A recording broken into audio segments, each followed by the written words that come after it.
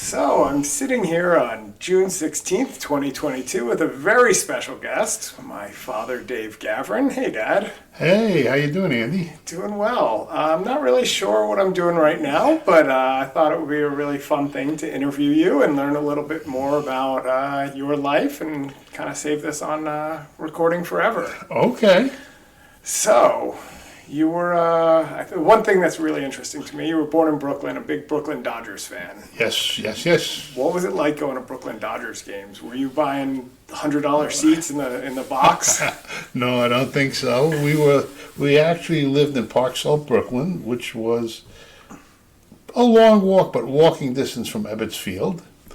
And if you collected side panels from the Borden's milk containers, 10 of them got you a ticket to the bleachers.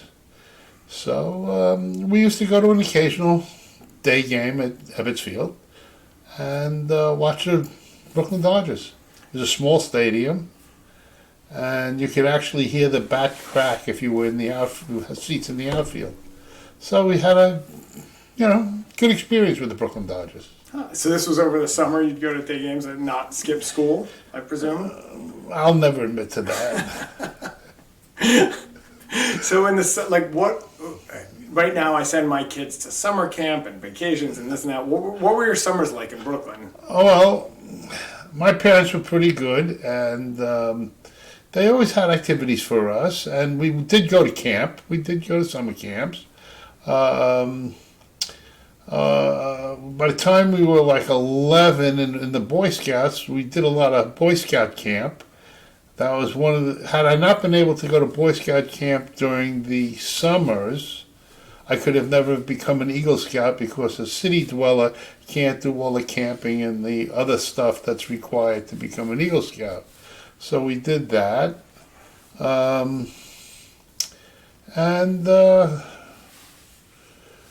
Hung out a little bit.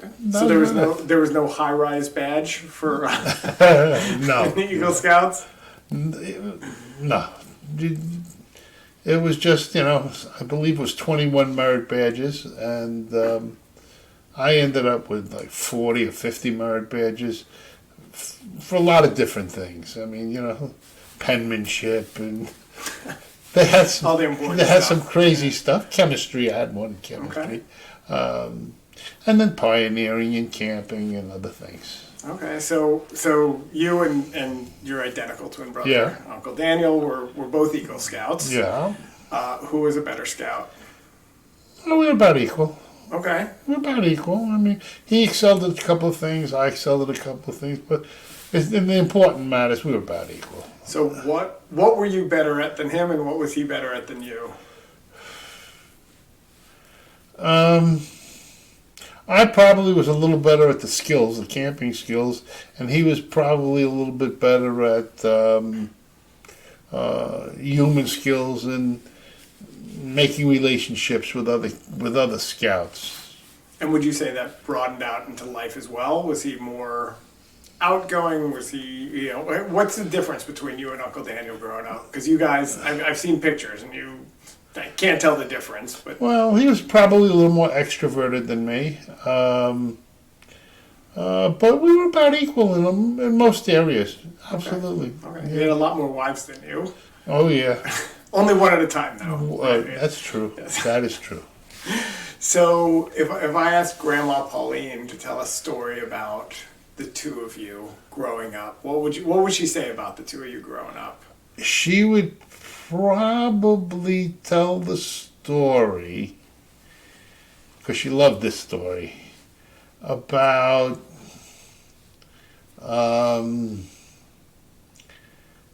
me accidentally, we were doing something, and accidentally the toilet seat in the bathroom fell on Daniel's fingers and hurt his fingers.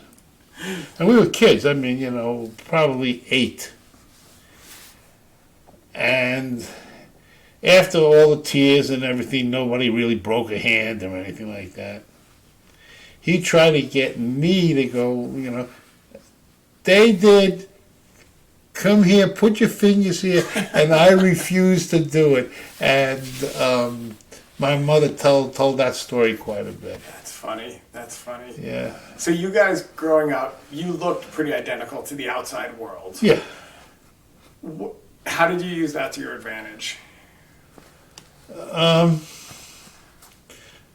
don't think we ever really, before we got to, let's say, high school, ever really played that card. When we got to high school, every once in a while we played that card in regard to, I don't know, maybe getting special privileges here or there or whatever.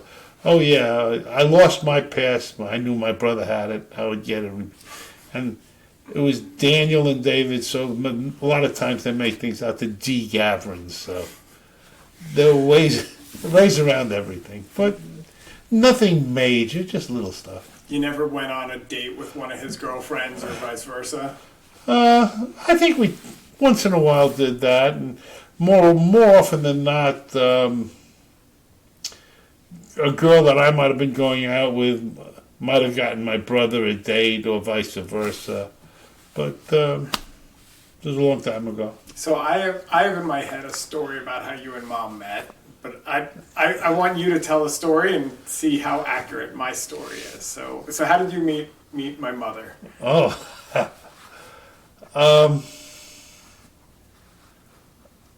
That's a good question. So I'll tell you the story. The story that I have is that you, Danny, and Mom were all teaching at the same school. Yeah. Right? Okay. You just jogged my memory. Yeah. And I was teaching science, and he was teaching physical education, and he was in a gym suit or a warm-up suit, and I would go in jacket and tie because I was teaching science, and that's what was required then. And Mommy would, we were all three of us teaching at the same school, so Mommy would see Danny running around in, let's say, gym shorts, and a period later see me running around in jacket and tie, and thought that we were one and the same. Until she finally asked another friend of hers, I think it was Steve Hirsch, and I don't understand, why does she knew Danny before she knew me. Why does Danny keep changing clothes?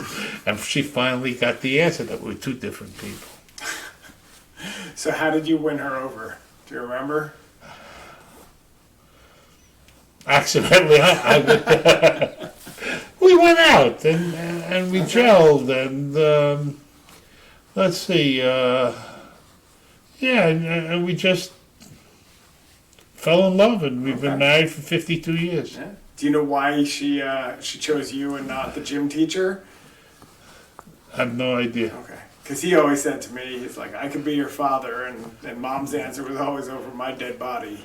Well, he was talking genetically. That's all he Yeah. was talking about. So growing up, you grew up in what, the 1950s, 1960s? Yeah, we were born in 46. So by 56, we were 10. So between ages 10 and we'll say 18, that was the late 50s and mid 60s. So a lot of people said like the 1950s were the heyday of America, right? That's really just post World War II. It was an amazing country. What was it like growing up then? What was your childhood like? Well, I gotta say our childhood was a great childhood, but as far as material things, we didn't have a lot of material things. My parents were divorced.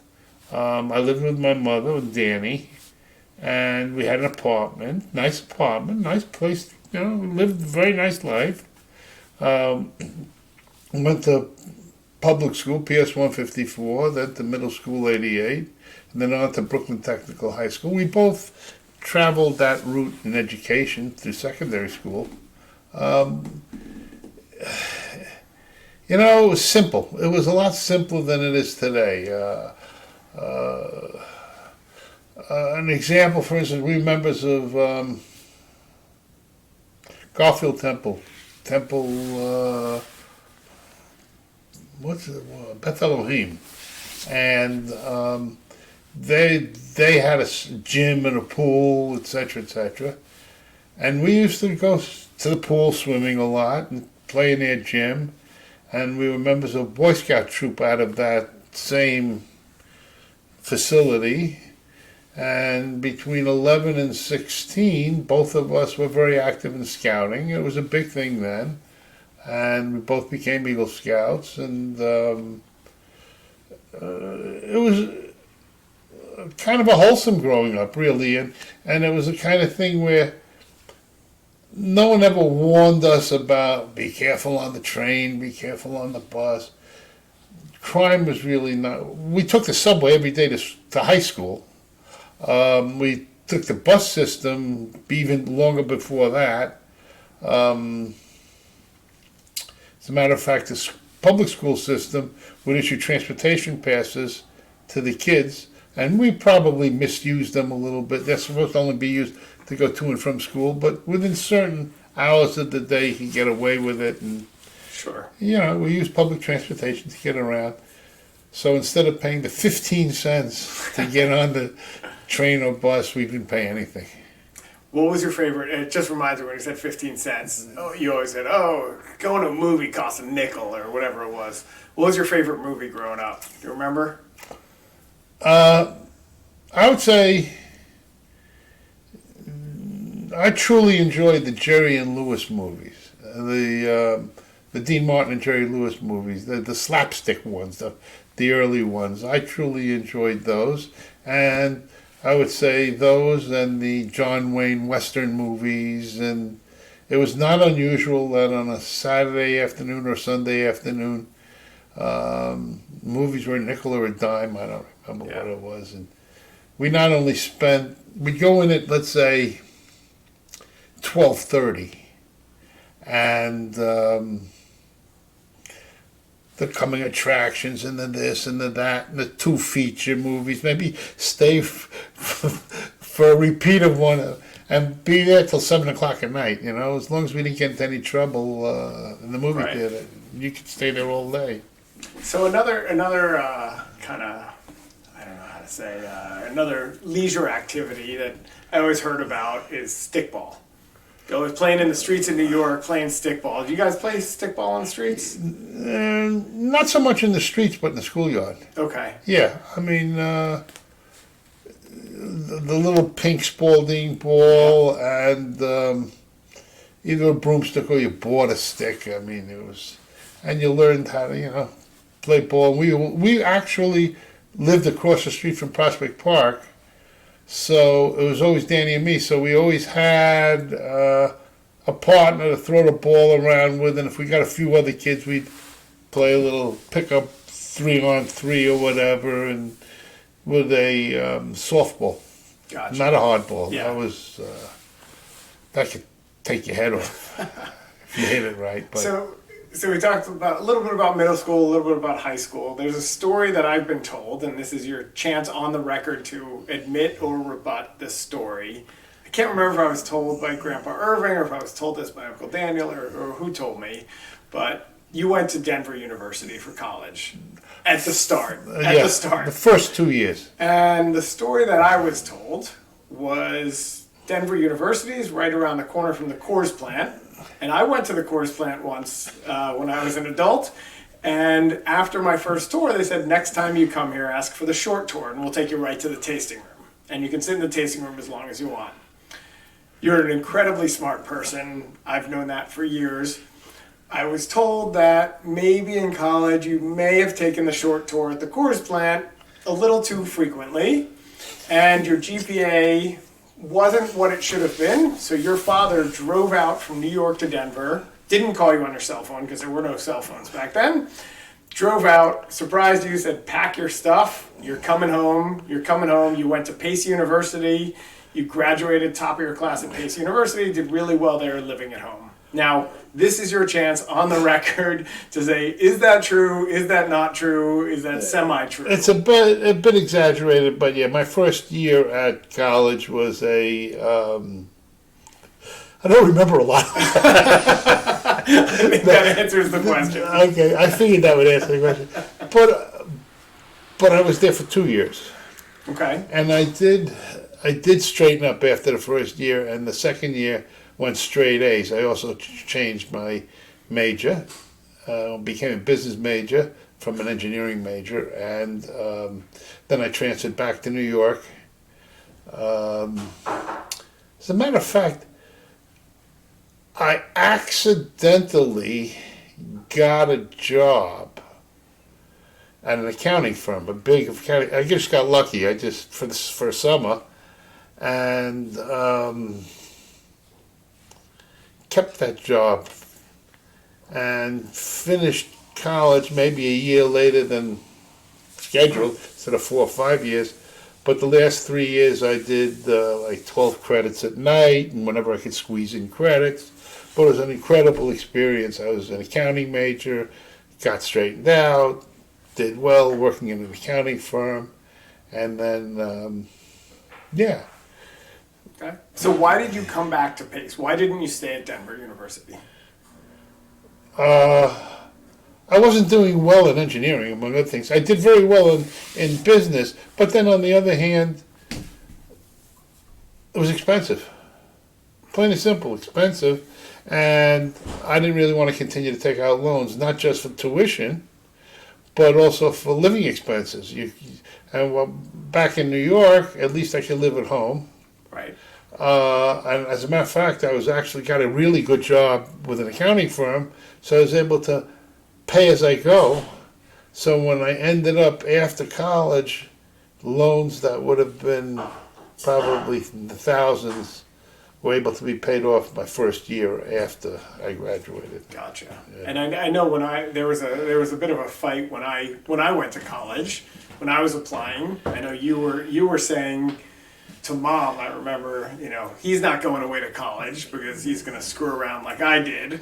And Mom never went away to college, and that's the subject of another podcast that we'll be interviewing her soon. But Mom never got to go away to college, and she was like, "I never had that experience. I want him to have that experience." So I think that your story checks out. I had my concerns. Yeah, and I ended up going away, and I did not screw around. Yeah. I also went away because I had no other choice.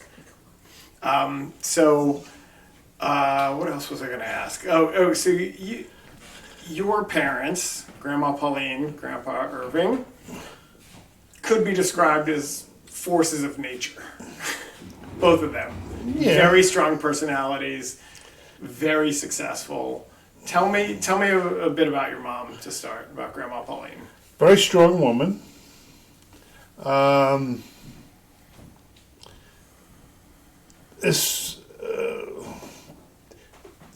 Danny and I lived with my mother, as far as memory goes, until we went to college. Once we went to college, we were basically out of the house.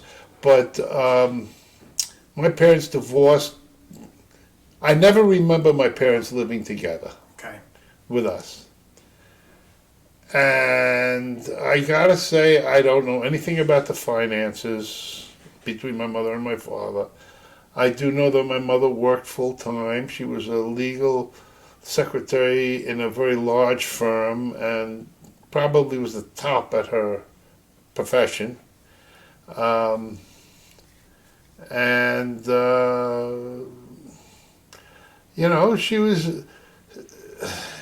She was a mom, and she gave us a little leeway, and she guided us as best she could, and she did a pretty good job of it. She made sure we had everything we needed. Not too much luxury. We did all. By the time we were teenagers, we had jobs. I mean, after school, whatever, for the things that we felt we wanted. What was your job as a teenager? Do you remember? Did you work at Carvel like I did? No. Delivering the Journal American newspaper. The Journal American? Yeah, that's a defunct newspaper in New York. Okay. That probably was the best job because it started out, I had, if you know the layout of Brooklyn, it's square blocks. So I had 12th Street from 3rd Avenue to 9th Avenue. By the time I was ready to leave the job, I was doing 13th Street, 14th Street, 15th Street, and 16th Street, doing a lot of time, going back and forth, but also making more than the average kid. Did it well. So I hustled a little bit. And,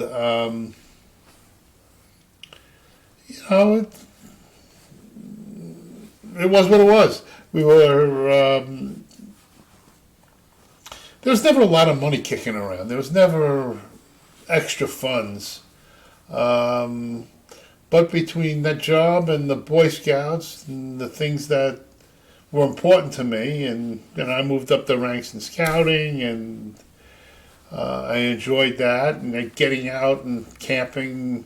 I'd say there was always a camp out at least once every 4 to 6 weeks during the year, so we'd get away for a weekend. Not that we had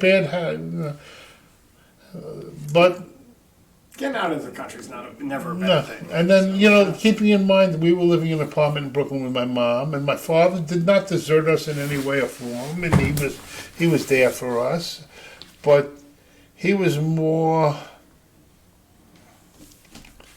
and I think he was a little, my mother tried to shut him out to some extent, I think. But he was very persistent, and we saw him quite a bit. And he remarried, and his wife was accepting of us. I mean, I'm sure that we weren't her sons. Right. And they had kids together. And they had kids together, and they had a family. But in the meantime, by that time, we were already on our own pretty much, So tell me more. Grandpa Irving, I was in college when he passed away, because I remember flying home on a little 6-seater from Ithaca to Long Island, scared for my life, flying home for his funeral. So I was in college when he passed away. Yeah. I remember him as a very strong person, a very stern person, a very serious person, a very smart, learned person. Oh yeah. I heard stories about him standing on the when you talk about standing on a soapbox, like him standing on a soapbox in Brooklyn. Very principled individual, and he would make it well known where he stood on things. Whether you agreed with him or not, you'd be hard pressed to beat him in a debate. He was always. First of all, his intellect was very high. I mean, way smarter than the average. And he made sure he had the facts, or what he felt were the facts, and the arguments. And he was a trained attorney, so that helped him. Although he never practiced law, he was still a trained attorney. Yeah. What did he do for a living? Sales. He was... sales rep for Wyeth Drugs, and then vice president in charge of sales at Chemway Inc., which is a pretty big company in New Jersey, where I guess he retired from that job. I mean, I probably didn't know him as well as I could have known him had we lived together, but the divorce, but I did, I did have a great relationship with him and saw him quite a bit, but it was split. Yeah. So. And I remember Passover, we would all, growing up, we would always do Passover, we'd do the Seder over there, and scared shitless the Seder of not saying the right thing, of not behaving properly. Yeah, but he's a good man. And a loving grandpa. Yeah, he loved you a lot, and loved me and Danny a lot. Yeah. And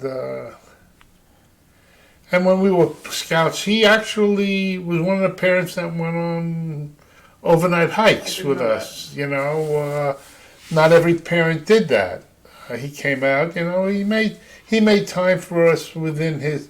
Even though he had a second marriage and a second family, he made time for us. I don't feel I feel I missed out on things, certain things, but I don't feel shortchanged. Yeah. So, can you tell? When he passed away, he was on a train down to Atlanta. Is that true? What? Well, I'm trying to think. He was.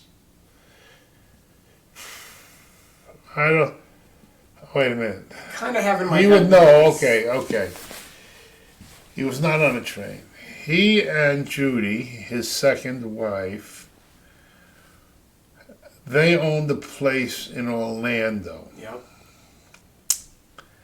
And he was on his way driving from New Jersey to Orlando, and he had a heart attack in Brunswick, Georgia. If my memory serves me correctly, he never made it out of Brunswick alive. I think that's right. And Danny lived in Atlanta. Not Danny too lived far. in Atlanta. So what happened was we were asked to come down and get there. So I flew down to Atlanta. From Atlanta airport, I took my little suitcase, whatever it was. He came prepared, threw it in the trunk of his car, and we drove across Georgia to Brunswick to help Judy make arrangements for what had to be done. Yeah. And then Judy flew back to New Jersey. I drove his car back to New Jersey. Danny drove the other car back. And eventually, within a few days, we buried Pop in Long Island. That's got to be hard. Yeah. You know, luckily, I'm not going to have that with my dad because, as I've told you, I've already picked the date and the method. Very good. Don't worry, I will surprise you. So, tell me, I want to hear, make me laugh. Tell me a story about you or Pauline or Irving or Danny or something. You know, there are so many stories, and I'm trying to think of some. I know, I heard that Danny would always say when you had chocolate, you'd have a glass of chocolate milk to share, and he'd say, "I get the bottom half, but I have to drink your half. Have That's to my eat half." my half. There was a sibling rivalry.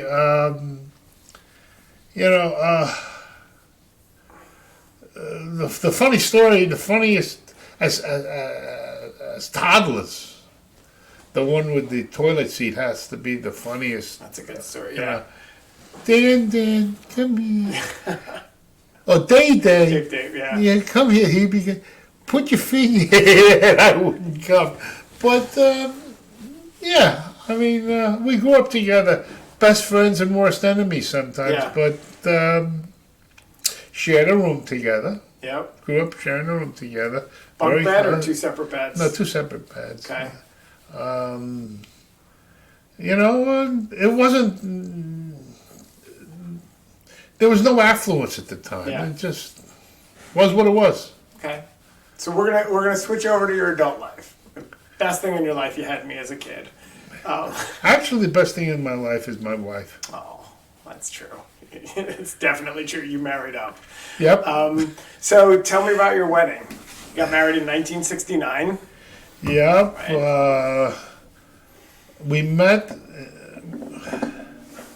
We got married December 1969. We met in, I guess, September 68. It's pretty quick. And just let the record show, I wasn't born till 73, so that's Right. not why you got married so quick. No, I mean, we met out of school. Yeah. We were both teaching at the school, and we started going out. And let's see, I started September 68, so did Mommy, and we went out, and by December 69, we were married. So here's the big question. What did Grandma Pauline think of Mom? I think Grandma Pauline felt very good about her.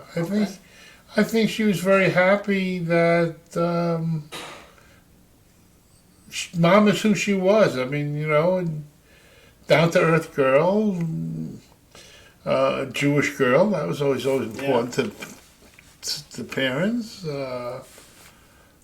So Rose always treated her with respect and the appropriate. I think she talked the same language, and she understood my mother too. My mother was a unique person, and she accepted Mom for who she was, and let certain things probably roll off her back, which some people might have gotten insulted with, but not Mommy. yeah. It was our relationship that was important for primarily, not the relationship that she had with my parents or vice versa. I had with her parents. Although I can honestly say that she had great parents. Really. Yeah. So tell me about Grandpa Teddy. What did he think of you? What did you think of him? Because he's not an easy character either. I think Grandpa Teddy liked me from the beginning, Okay. and it didn't hurt that I was a bit mechanical also, and I think after we got married, not that I don't think he ever wanted me ever to be an electrician like he was, but it didn't hurt our relationship that there was one or two summers that I actually worked with him in his electrical business and get dirty and but I was still able to hold my own with what had to be done, and I was a quick learner too when it came to that stuff. Yeah. And yeah, Grandpa Teddy was a great guy, Yeah, really great guy. He was. Oh, I remember a story. So in, I guess the electrical boxes, the metal electrical boxes, you had to pop out the little round disc where the conduits go through. The punch outs. Right, Yeah. and so he would collect those in his car, right? Well, they were just about the size of a quarter, and they fit very well into the token baskets. So he would do that. I remember him doing that and throwing them into the token baskets and saving the quarter. Yeah. So you married Mom. You're living in Brooklyn together, right? Let's see. We lived in Brooklyn. First, I had a small apartment on Eastern Parkway, and we lived there for about 6 months. And then Mom and Pop, Teddy and Sherry, they had a place in Florida, and they had that Montauk place, the motel, the Blue Haven Motel. So they needed funding to expand the motel or whatever it was. So I bought their house. Wow, I never knew that. Yeah, we bought the house that they lived in, that Rosie grew, the last house that they were in, 1919 East 51st Street. No bargain or anything, just Of course not. I mean, it was at market, and I got a mortgage, Okay. and it was like straight up deal, and we bought the house, and that helped fund Montauk a little bit, I would think, although I wasn't involved in that. Sure. And he was happy that we had that house, which we lived it for 3 years. As a matter of fact, we brought you home from the hospital to that house. But you were born in 73, November 73, 22nd, as a matter of fact. Thanksgiving. Yeah. But by spring of the next year, we were already on Long Island. So, the fact that I was born on Thanksgiving, there was something else going on that day. Oh, yeah, there was a wedding. My cousin Judy got married on that day. I think it was my cousin Judy. I missed that wedding. I hope so. She got married on the day that you were born. Yeah. Or I was born on the day she got And married. as a matter of fact, you were my grandma Anna's first great-grandchild. And at that wedding, that announcement was made. Huh. Was she there? Yeah. Was she at the wedding? So I never knew Anna. What was she like? Well, I knew her as an older lady.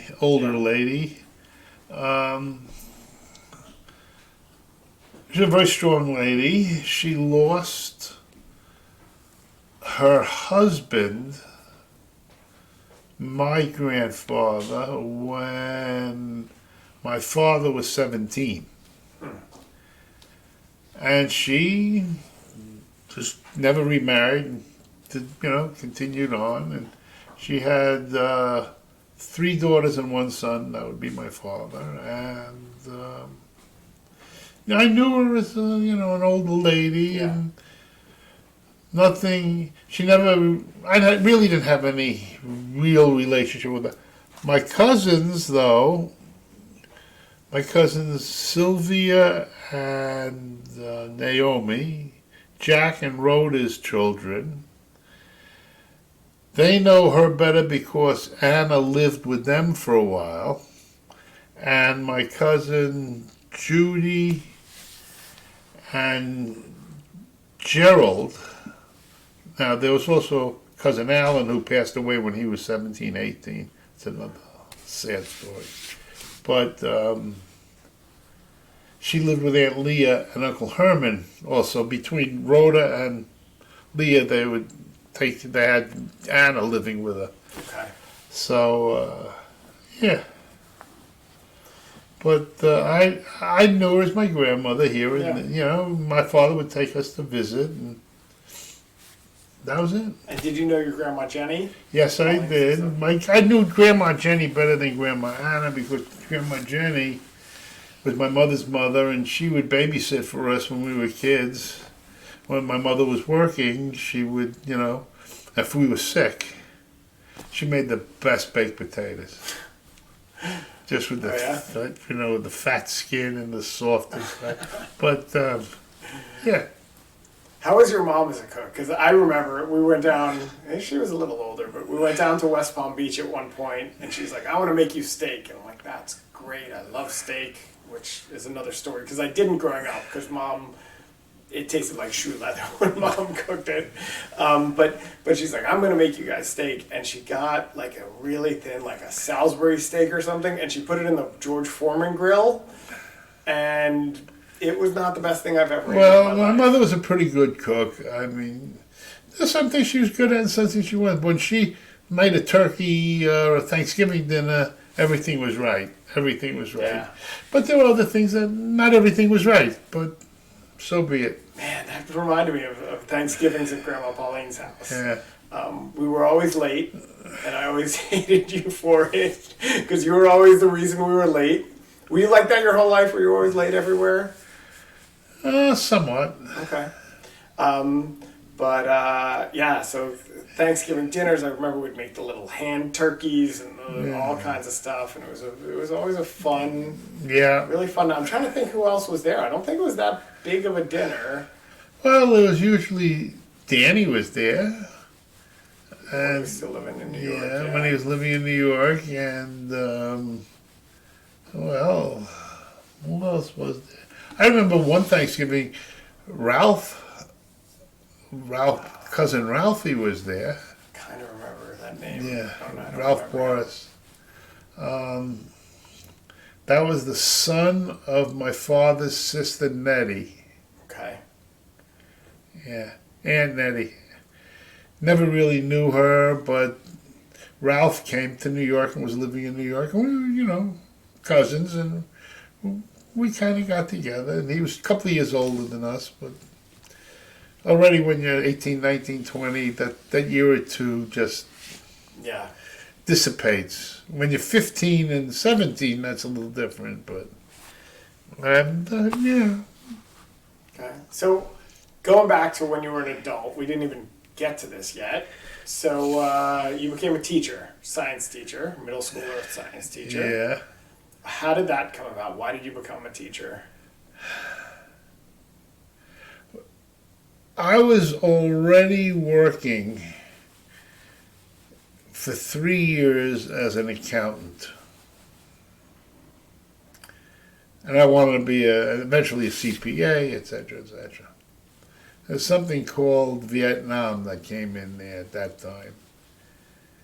And I would have been more than happy, and I expressed this. I had graduated college. I had had a college deferment, and then I went to whatever the category was, for fully eligible, whatever. So I said, if I have to go in, I was a college grad, I'll go in as an officer. Okay. And I was ready to go. I mean, there was, Sure. but Danny was already a teacher, and my mother and father both didn't want me to go into the service because Vietnam was hot and heavy at the time, and they were worried I'd end up in Vietnam and dead. Yeah. That didn't scare me. I mean, yeah, but okay, whatever it was. So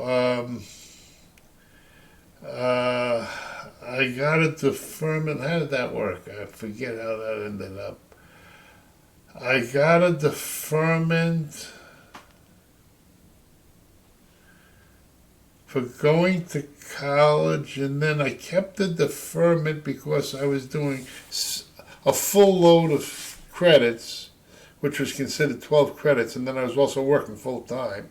So I was able to manipulate the situation. By the time I graduated college, Vietnam was over. Yeah. It wasn't an issue anymore. And I was just a little too old that they really didn't want. And that's Okay. So you went into teaching. and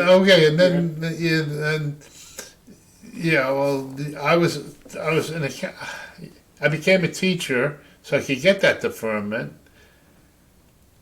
And I met your mother.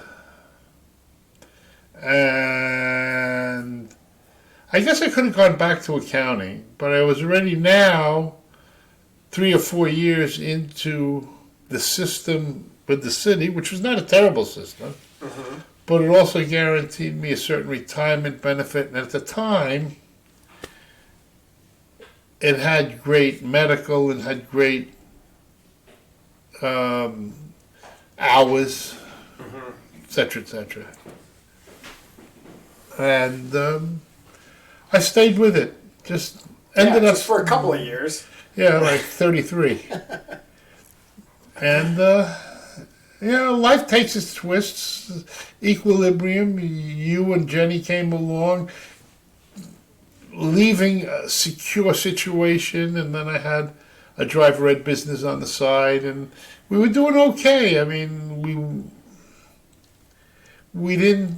weren't rich, but we certainly weren't hungry, and made all the bill payments and everything, and it wasn't so bad. And when we spent summers in Montauk, or if I had to work, at least you and Mommy and Jenny would be out in Montauk with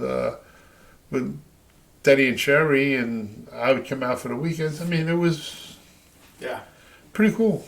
Did you ever get scared? So I remember our brown 1987 Toyota Corolla had that second brake on the passenger side, which you needed to teach driver's ed. Yeah. My friends, there were a couple times where I was driving that car, and whoever my friend was in the passenger seat would slam on the brake. They did it as a joke. Yeah, it wasn't that funny. It wasn't that funny when you're driving. But, yeah. The only time I ever used a brake with you or Jenny, because that was my second car kind of thing. Yeah. Was when you were learning how to drive, and I kind of really never hit the brake very hard. I don't think you ever went through a windshield, but I would tap the brake, just softly, and say, I knew exactly how to teach it. You'd move your foot, take the toes off the gas pedal and the ball of your foot onto the brake pedal, and make contact and push, that kind of thing.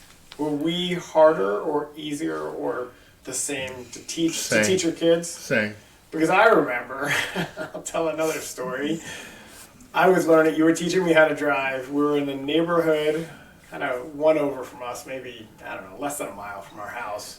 We're driving around, and we were just not seeing eye to eye on how to teach me how to drive or how I was You were driving. getting frustrated, and I was getting frustrated. Yeah, maybe. I remember walking home. Probably. You ever have any students walk home from walking in your car? No. All right. No. So another thing we didn't always see eye to eye on was our house. So I grew up, I remember as a little kid, we were in a ranch. Yeah.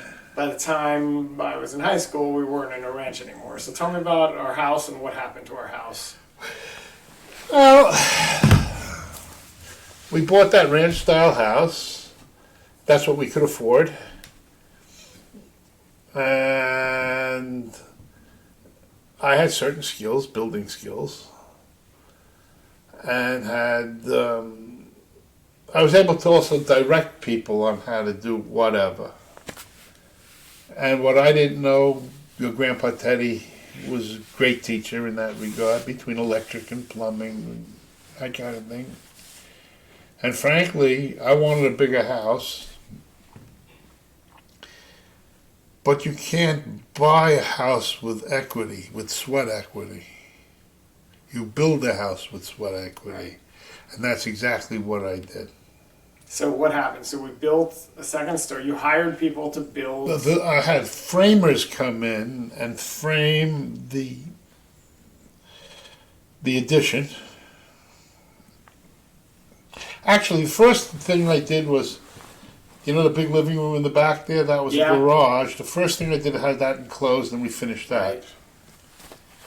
Then I went up,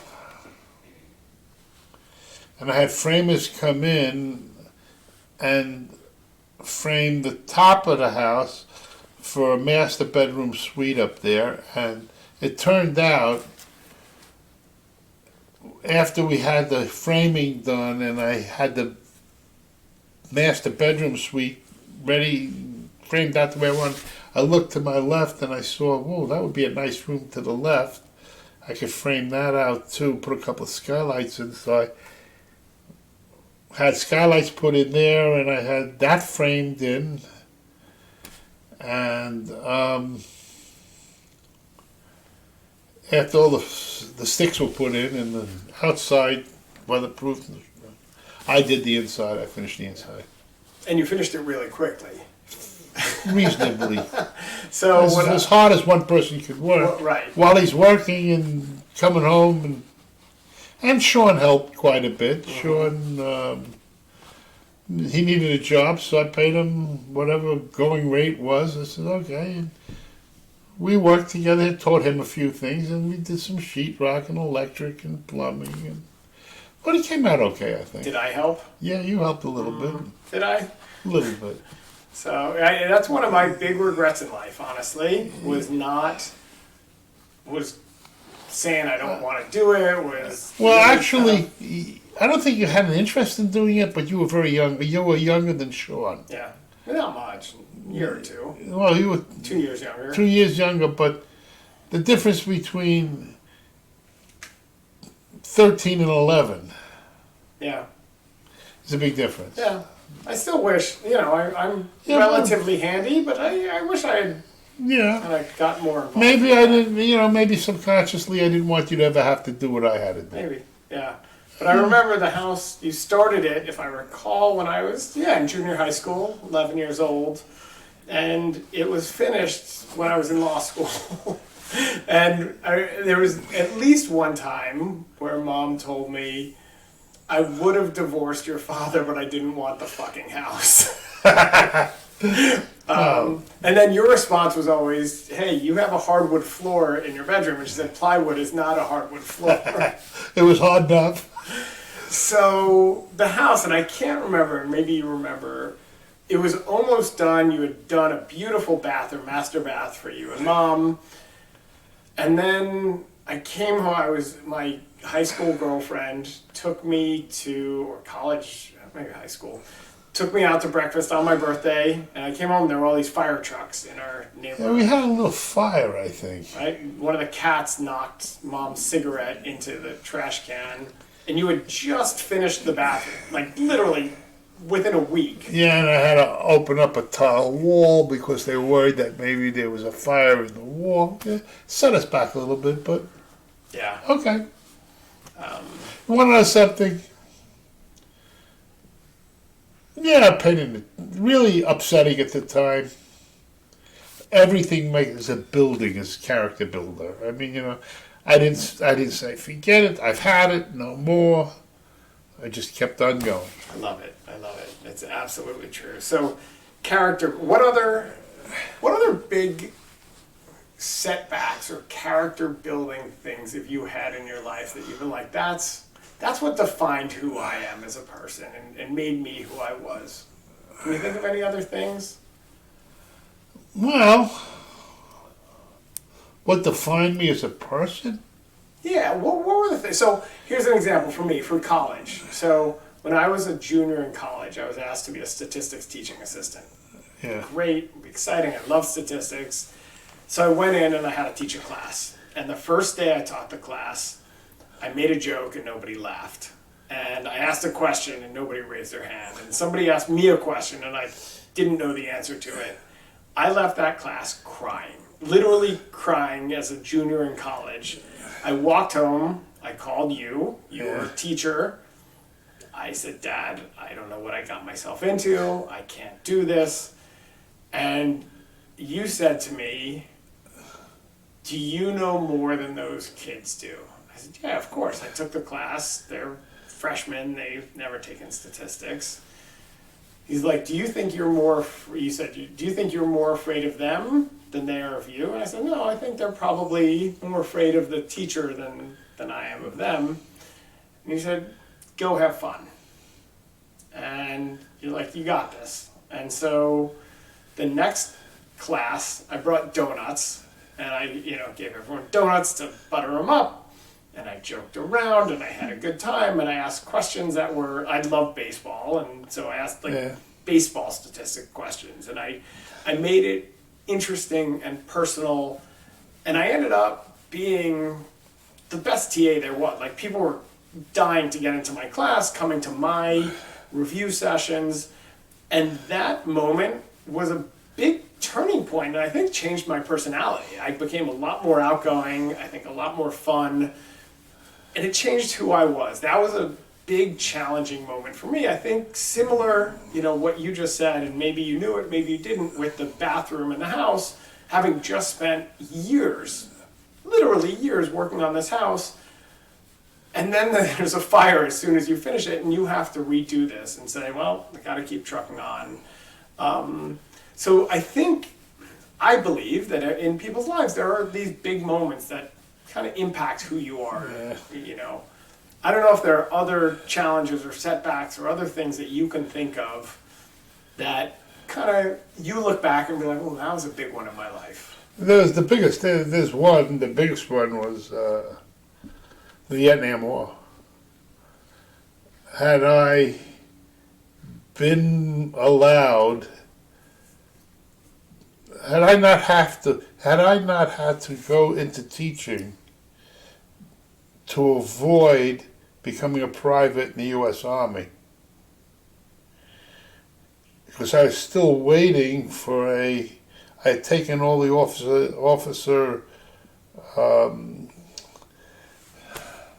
there were tests that the military gives you, so Navy, Air Force, Army. I took all the tests and all the interviews to go in as an officer.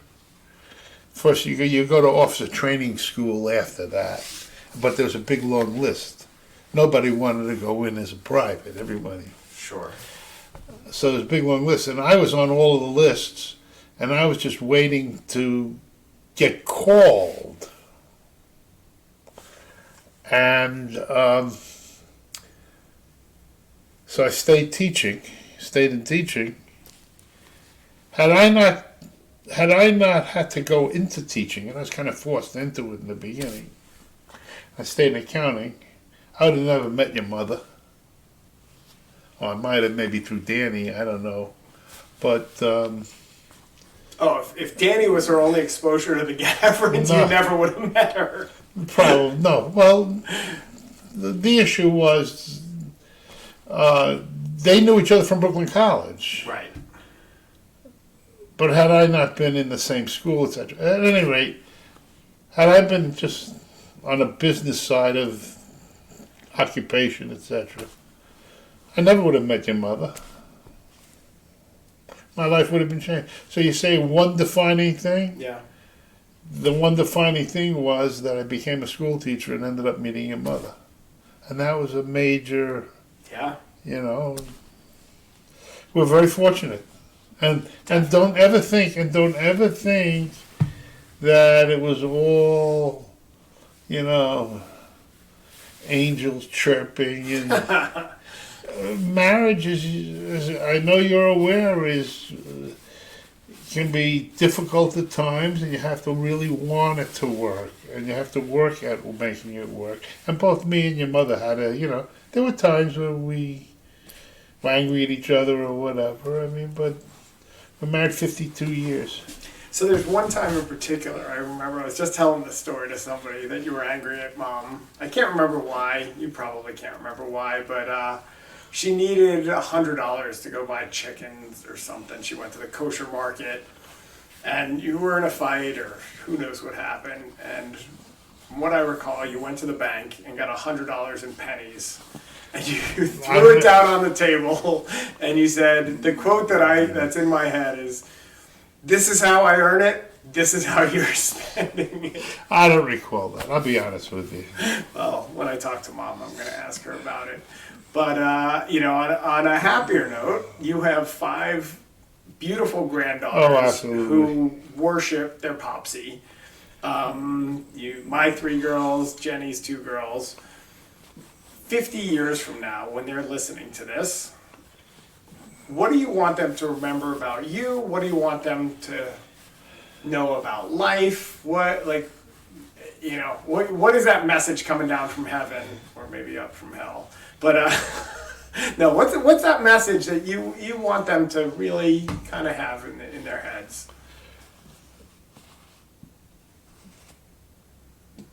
Don't ever think that things in life are a given.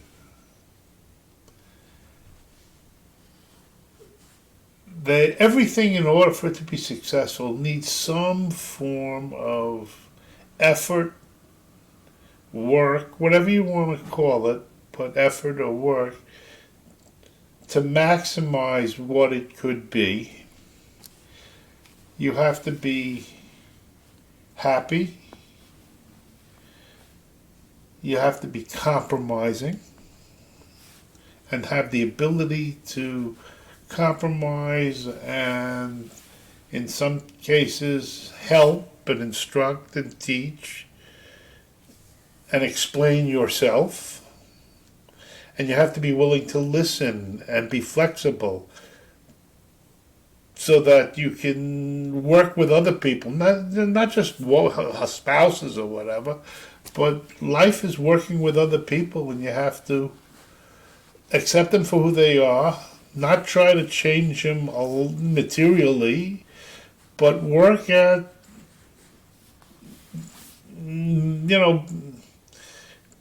making sure that the gears, that everything meshes together, and when they don't mesh, find out what's stopping them and what's not making them smooth, and learn how to smooth them out,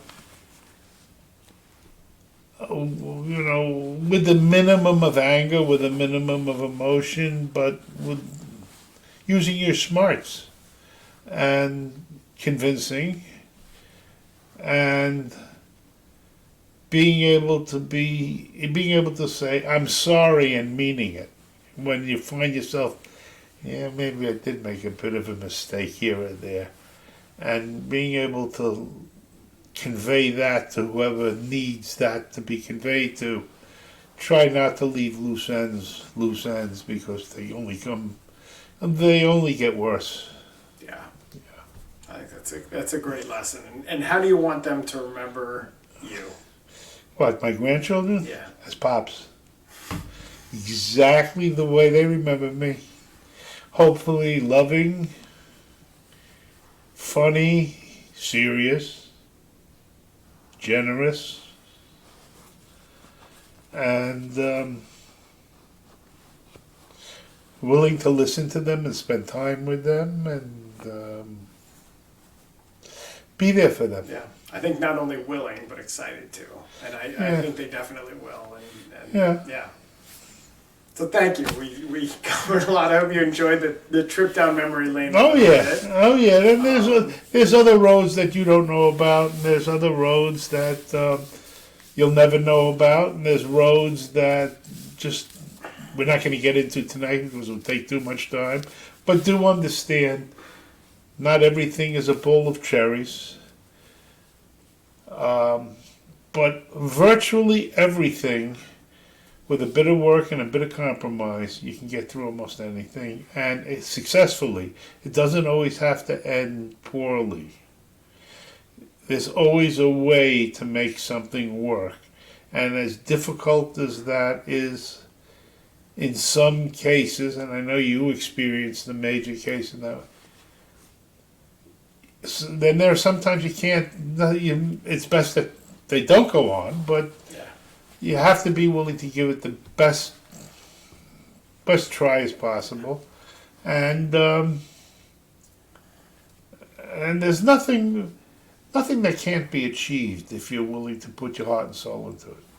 And I think most people would end this conversation right there, right? With there's nothing you can't achieve if you're willing to put your heart and soul. I can't do that because I just remembered a story, and I'm going to end this on a fun note. Okay. Of when I got my first car.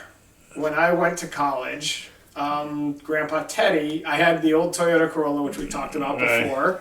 Grandpa Teddy said, I want him driving a new car. It's a 4-hour drive. He's driving in, middle of nowhere for a bit. I want him having a new car. I will pay the difference in value between the car and a new car.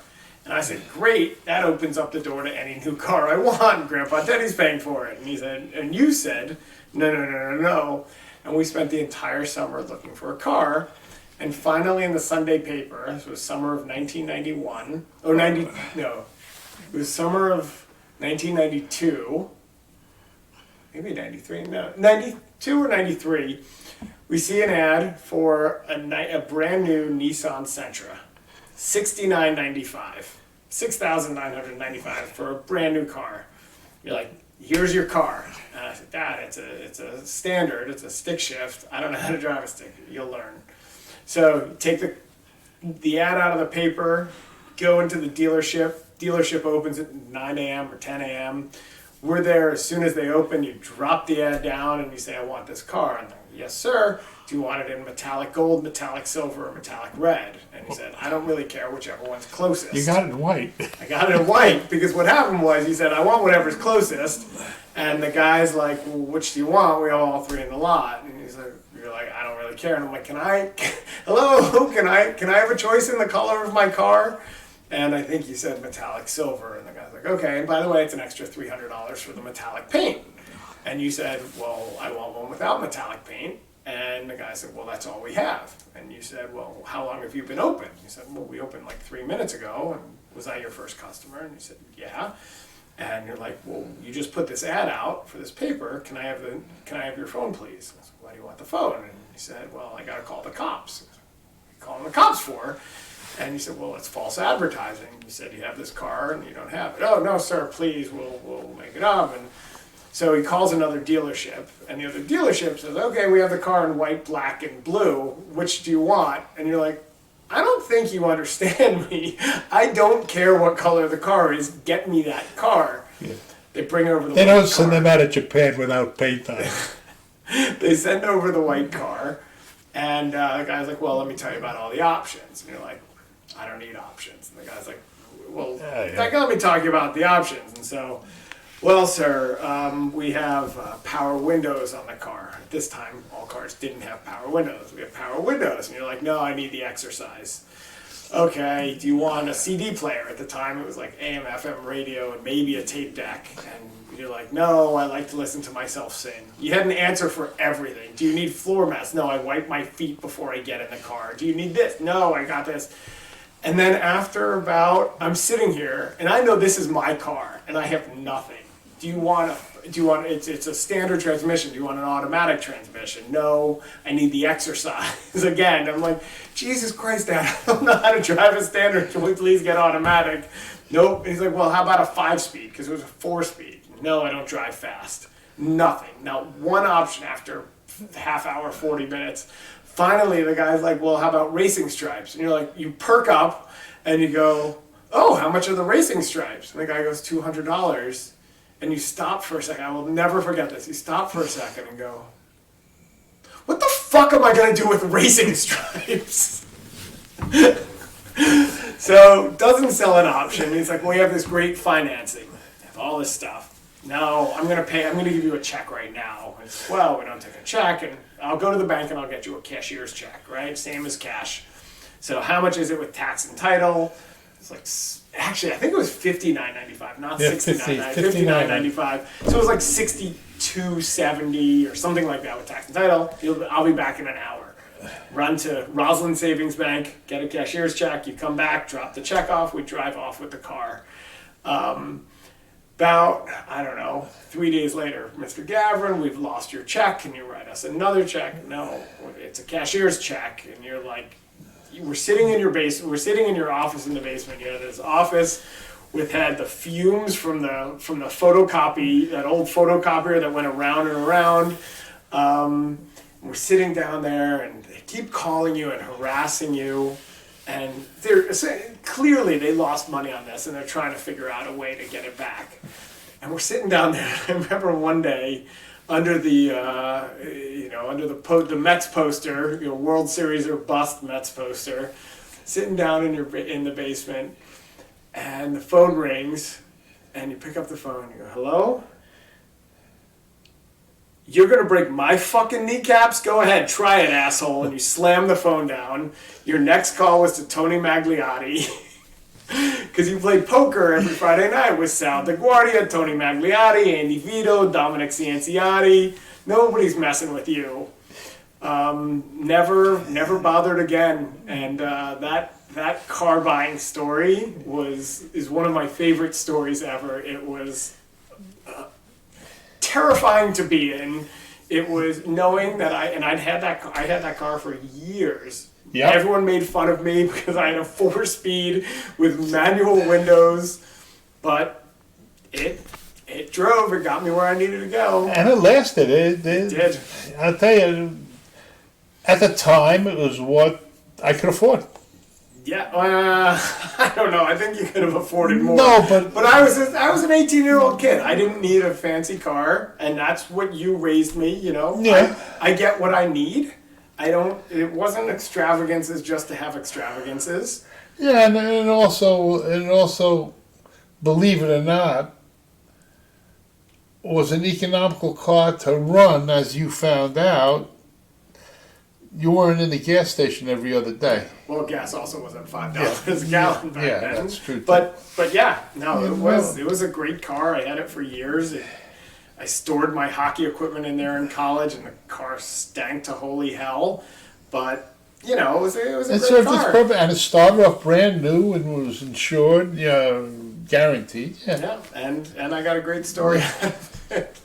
So anyway, I think we've covered a lot of ground. Thanks, Dad.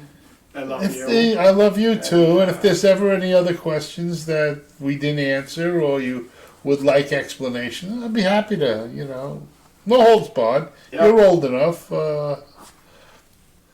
I always try to do the right thing.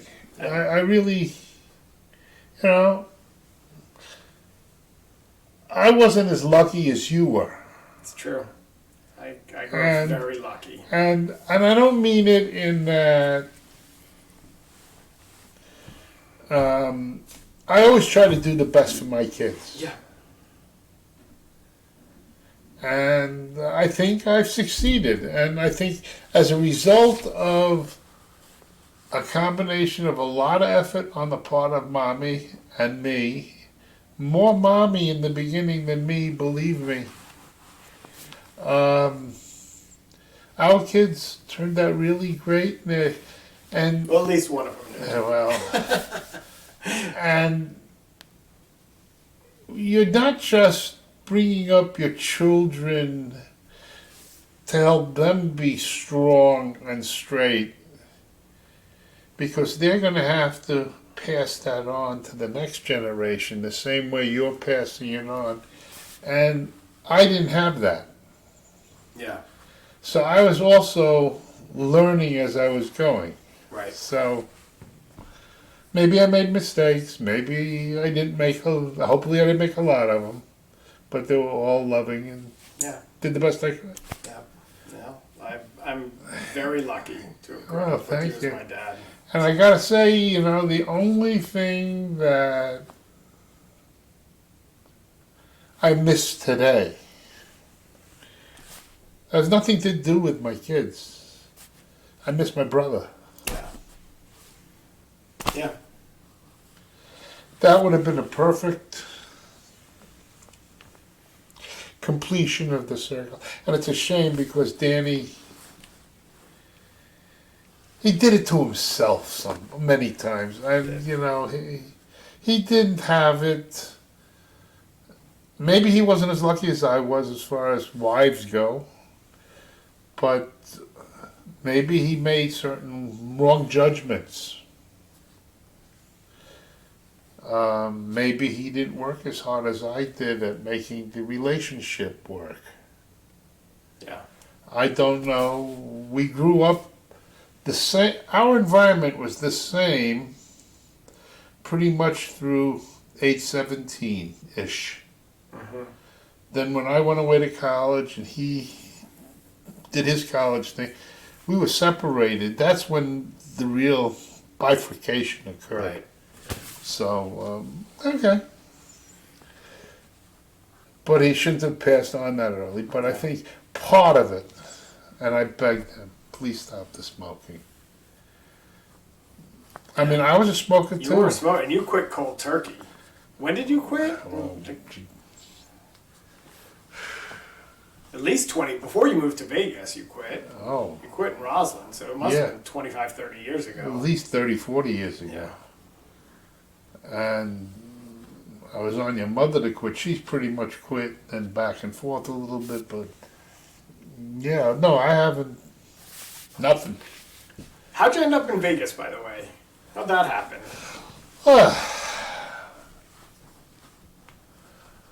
I jokingly said to your mother, we went to Vegas for the first time after you were born. Like first year, you were maybe a year old, and I think my mother was watching you or something. And we liked vacationing there, and we would go there every year, And one year we were there, and I said to Rosie, I said, it's gotta be, it's not all casinos. And we were there, and we spent 2 or 3 days with a real estate broker, just going around various communities and whatever, and found out that, hey, it's a real community. In addition, it was a reasonably priced community. And I really didn't want to go the route, retire and go to Florida. Right. And it was hot and muggy in Florida. At least I'm one of those people. The heat is okay, the humidity killed me, and I'm a happy camper where I am. And Mommy kind of went along with it. I think she was worried about the gaming and the gambling. But I told her that wouldn't be an issue, and it never was an issue. Yeah. It never was an issue. Well, I'll say once it was an issue, and the reason I'll say that is you moved out there before Mom. You went out for a summer to help make the house handicap accessible for Sherry and Teddy. And I was working on my bowling alley idea, and I came out for a bowling convention. Right. So you're out there by yourself, and so you're working your ass off on the house. And then we're going to go out to dinner, and I'm like, where should we go? And you're like, oh, we'll go to the buffet at the Green Valley Ranch Casino right down the street. And I said, oh, are you gambling a lot? No, I'm working. I'm working all the time. I'm tired at night. And I said, okay, I for some reason believed you. And my dad out in Vegas by himself. Well, I knew all of the pit bosses in the deal. Yeah, I don't know how. So we walk into the casino. Hi, Dave. Hey, Mr. Gavrin, Dave, how you doing? What's going on, Mr. G? You need a comp for dinner? Here you go. It's yours. And so I wasn't quite sure that you weren't gambling all the time. No. But you certainly did a lot of work on that house. Yeah. And even today, your mother will back me up. It's not me who wants to go to casinos. As far as I'm concerned, they're there. She likes going to the blackjack. I think Slots. Slot Penny machines. slots. Slot machine. She likes that. Yeah. It's recreation to her. I'll play poker. Face-to-face poker. And I'm good at what I do. And whatever she ever lost in a slot machine, I won playing poker. So. You also won one time in Atlantic City. So Yeah. I've lived in Philly I lived here for 10 years and now I've been back for That's 7 right, years. I forgot about that. When I lived here for 10 years, you never once visited me in Philly. You always had me come to Atlantic City and meet Right. you in Atlantic City. One time we're sitting at breakfast and they have the Keno cards at breakfast. Oh, yeah. And you gave me $20 and filled out a Keno card and said, "Go bring this over to the window." No, we all filled out the $40. ticket. Yeah, everyone Whatever fills it out was. tickets, $40 something. So I start walking to the window and I'm in school. It was $40. I'm like, "You're gonna lose the $40. I should just pocket it and say you lost." And I'm like, $40 not that much money, but it would be, whatever. So I'm like, forget it. I'll just go to the window. Went to the window. You play. It was like played 5 or 6 games, right? In a row Whatever or it something was. like that. Yeah.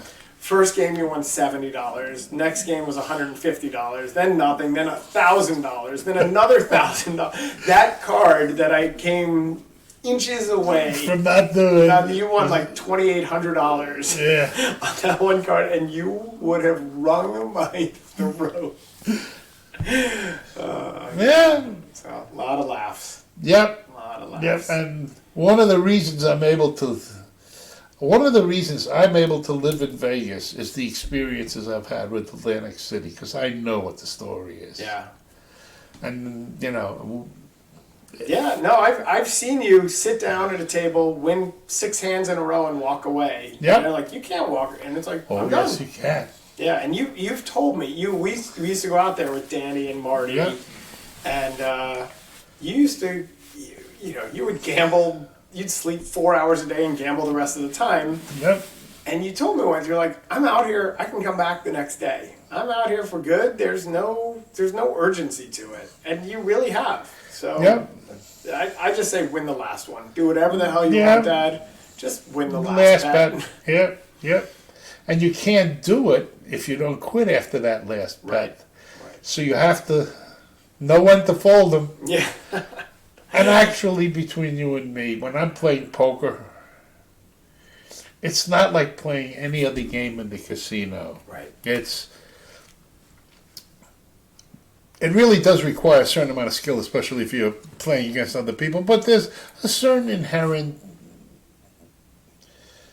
knowledge of people and knowledge of the game and knowing the true odds of what you're doing and how to do it. And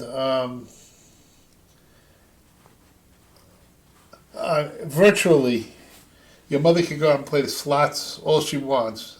I know she's not going to lose more than $100, because that's basically her tolerance. Yeah. Also, knowing how she plays, then at the worst, it's $50 an hour. Right. So, me, I know when I'm playing poker that I'm better than 90% of the people who are playing poker. There are plenty of people who are better than me, and I'm more patient than most people. That's a key in Vegas. Patience. And I could sit there with a set of earphones on and listen to music all night and play 5 hands and end up winning $400 and walk away a happy person. Yeah. I don't have to play every year. A lot of people would not have the patience for that. You're right. And that's the name of the game. Yeah. Especially, in most cases. Right. Yeah. But it is what it is. And frankly, who I am has helped mold a little bit about who you are. Yeah. And I hope I've always set a good example. I really do. Although I'm sure I made many mistakes. You embarrassed the hell out of me, just like I embarrassed the hell out of my kids. And I'll tell you, when I was a kid, and I'll end it on this. When I was a kid, there were a lot of times I said, I want to be nothing like my father. And now that I'm an adult, I'm thrilled that I'm a lot like you. So Thumbs up, thank baby. you. You're I love welcome. you. I'm glad I made that impression. You did. Yeah, and you now know as a father. I do. Yeah, and that's what being a parent is. I'm very lucky to have had such a great role model. Oh, thank you. Thanks. Thank you. to the heart, to my heart. I mean, it really pleases me. But yeah, and you're doing a great job with your kids, and you are also you have a bigger disadvantage than I ever had, because I always had your mother and I were a team, Yeah. and that's so helpful in bringing up children. And Yeah. you know, But, but you know. it is what it is. You just, as I say, always take the high road. Yep. Always take the high road.